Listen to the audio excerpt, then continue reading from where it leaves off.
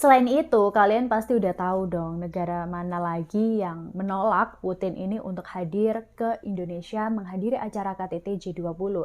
Salah satunya yaitu ada Amerika Serikat. Halo, assalamualaikum, welcome back, balik lagi sama aku Dia and welcome to Kamar 13.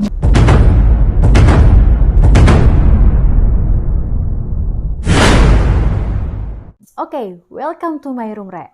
Kalian mungkin udah tahu bahwa sebentar lagi Indonesia akan menjadi tuan rumah dari perhelatan besar dunia yaitu G20.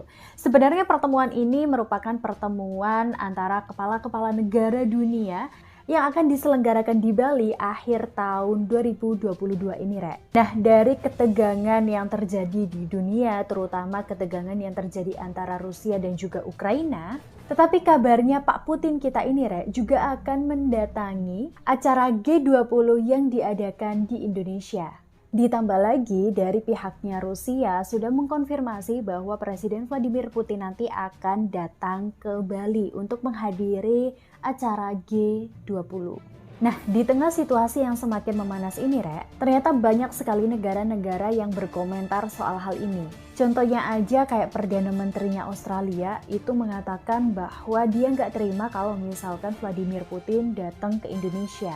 Apalagi dengan Ukraina, Rek. Ukraina juga mengatakan serta mendesak Indonesia dan menolak kedatangan Putin untuk menghadiri acara G20.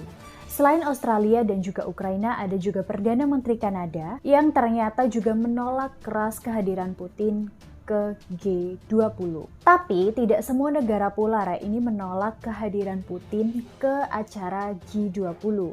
Ada juga Cina yang memang mengatakan serta mendukung Putin untuk menghadiri acara KTT G20. Selain itu, kalian pasti udah tahu dong negara mana lagi yang menolak Putin ini untuk hadir ke Indonesia menghadiri acara KTT G20. Salah satunya yaitu ada Amerika Serikat. Nah, Amerika Serikat di sini juga bahkan menekan Indonesia untuk tidak menghadirkan Putin ataupun tidak mengundang Putin ke acara internasional ini, Rek. Tetapi Duta Besar Republik Indonesia untuk PBB hari Kamis kemarin, tepatnya tanggal 24 Maret 2022 kemarin mengatakan bahwa pihak kami akan tetap sebagai ketua tidak memihak dan akan menemukan solusi untuk setiap masalah yang mungkin akan muncul. Dan menurutnya pula bahwa undangan dari Indonesia tentang adanya acara KTT G20 ini sendiri, Rek, sudah dikirimkan ke negara-negara yang ada di dunia 2 hari sebelum invasi Rusia ke Ukraina. Karena memang di dalam forum KTT G20 sendiri ini akan lebih terfokus membahas tentang ekonomi dunia.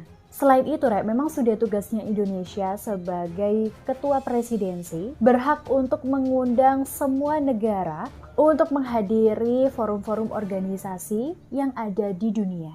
Hal ini juga menjadi alasan kuat Indonesia kenapa harus mengundang Putin di dalam KTT G20. Selain itu, Rek, ternyata hubungan Indonesia dan juga Uni Soviet dulunya ini juga sangat amat dekat. Kedekatan Indonesia dan juga Uni Soviet ini sudah terjalin sejak lama. Bahkan aku bisa katakan di sini bahwa kedekatan Indonesia serta Rusia sendiri ini sudah berlangsung dekat, sekitar persahabatannya kurang lebih 70 tahun, coy. Bahkan sebenarnya pada akhir tahun 2021 kemarin, Putin memang sudah merencanakan kunjungannya datang ke Indonesia untuk merayakan acara persahabatan dengan Indonesia selama 70 tahun. Nah, kalau kita ngomongin tentang persahabatan Rusia dan Indonesia ya, Rek, pasti hal ini memang tidak terlepas kalau kita tarik mundur lagi tentang kedekatan Indonesia dan juga Uni Soviet terdahulunya. Dulu tuh ya, Rek, Indonesia sama Uni Soviet tuh bisa dikatakan udah kayak dua sejoli banget. Bahkan aku bisa bilang di sini Uni Soviet ini adalah sahabat lama Indonesia. Hal ini bisa kalian ketahui dari beberapa monumen ataupun juga tugu-tugu yang ada di Indonesia. Ternyata ada beberapa monumen yang ada di Jakarta yang menunjukkan kedekatan Indonesia dan juga Uni Soviet terdahulunya. Sebenarnya kedekatan Indonesia dan juga Uni Soviet ini bisa dikatakan dimulai pada tahun 1948. Pada saat itu Uni Soviet berupaya untuk menjalin kedekatan dengan Indonesia dengan melakukan pendatanganan kesepakatan di Praha, Ceko. Tapi kalau kalian belajar tentang sejarah pasti tahu, Rek. Hal ini tiba-tiba gagal karena adanya tekanan dari Belanda. Pengakuan ini sendiri memang tertulis bahwa kemerdekaan Indonesia ini disampaikan pada Uni Soviet pada tanggal 25 Januari tahun 1950. Bahkan di sini Menteri Luar Negeri Uni Soviet juga mengatakan bahwa kemesraan antara Indonesia dan juga Uni Soviet ini bisa ditandai dari saling kunjungan antara kedua belah negara ini. Selain itu, ternyata Uni Soviet ini juga memasok banyak banget peralatan militer pada Indonesia. Mulai dari tank, kapal perang, pesawat tempur. Tapi pemberian ini bukanlah pemberian gratis cuy, tetapi berbentuk kredit yang jumlahnya ini mencapai 1 miliar dolar Amerika Serikat. Bahkan Stadion Gelora Bung Karno itu juga bisa dikatakan menjadi salah satu jejak kekaguman Soekarno kepada Uni Soviet.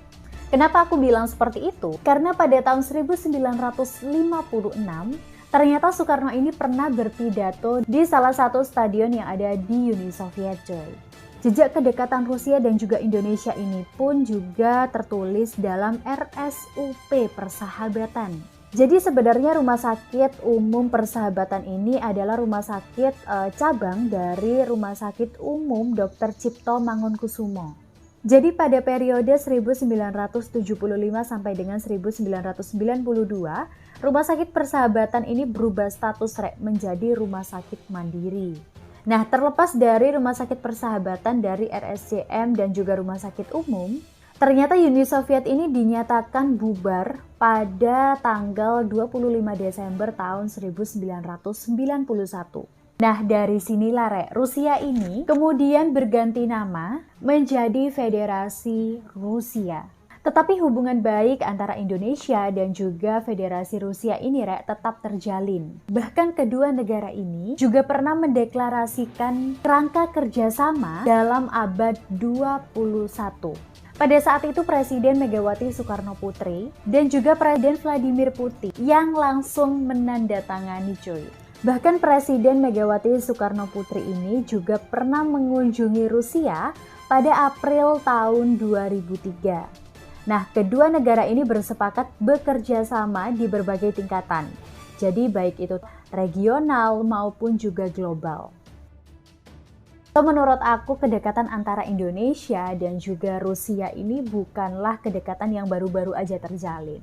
Kedekatan antara kedua negara ini udah lama banget, bahkan sebelum adanya Federasi Rusia atau Rusia saat ini, Indonesia pun juga udah dekat sama Uni Soviet. Bahkan terbukti dari beberapa monumen ataupun juga tugu-tugu yang ada di Jakarta, ini bisa menunjukkan kedekatan yang baik antara Indonesia dan juga Uni Soviet. So, dari acara G20 yang akan diadakan di Bali nanti, mari kita tunggu aja. Kira-kira apakah Rusia akan benar-benar hadir untuk bertemu dengan para kepala negara yang ada di dunia di tengah-tengah panasnya konflik antara Rusia dan juga Ukraina. So, thank you for watching, Bye!